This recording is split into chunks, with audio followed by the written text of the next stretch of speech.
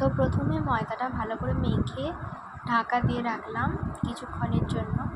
তারপরে অনেক আগেই আলুটা সেদ্ধ বসিয়েছিলাম, এবার সেটাই দেখছিলাম যে সেদ্ধ হয়েছে কি না।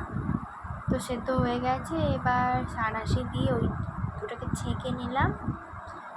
জলটা গরম জল তো, যাতে আস্তে আস্তে নিলাম ছেঁকে। তারপরে ওটাকে জলটাকে ভালো করে নাড়িয়ে নিলাম। তারপরে ওটাকে কিছুক্ষণের জন্য ঠান্ডা করতে দিলাম।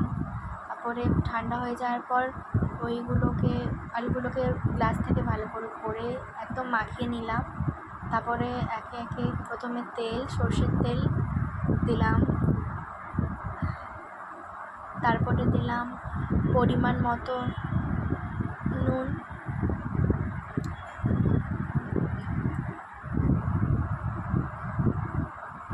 বেসিক্যালি এখানে আমি 4টে থেকে 5টে আলু সেদ্ধ করেছিলাম।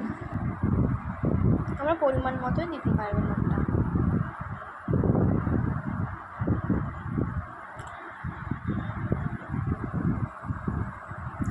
তারপরে তোমরা চাইলে কাঁচা লঙ্কা অ্যাড করতে পারো, তো কাঁচা লঙ্কাটা ছিল না তাই শুকনো লঙ্কাটাই দিয়েছি। তারপরে দিলাম পরিমাণ মতো লঙ্কা গুঁড়ো।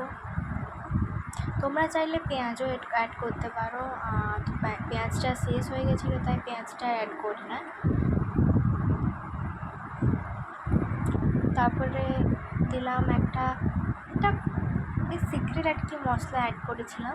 সিক্রেট মশলার মধ্যে ছিল কাঁচা জিরে গুঁড়ো, ওটা মা বানিয়েছিল, গোলমরিচ গুঁড়ো, তারপরে দারুচিনি তারপর গুঁড়ো, ওটাকে ভালো করে মেখে এগুলোই ছিল। সাইডে দিয়ে দিলাম একটু ছড়িয়ে ভালো করে ওটাকে মেখে নিলাম।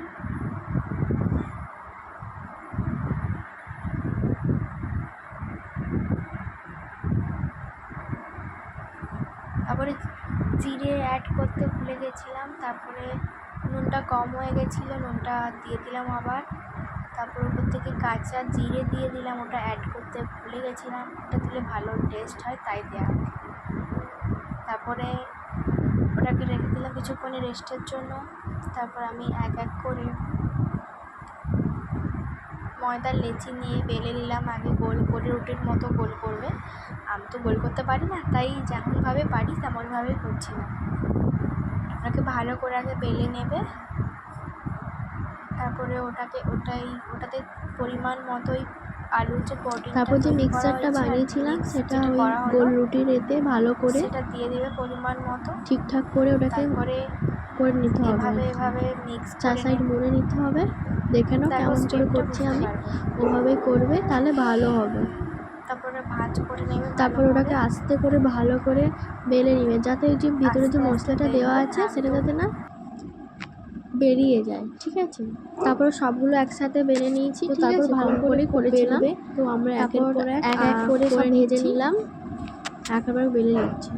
তো তারপরেই দেখো স্পেশাল কতটা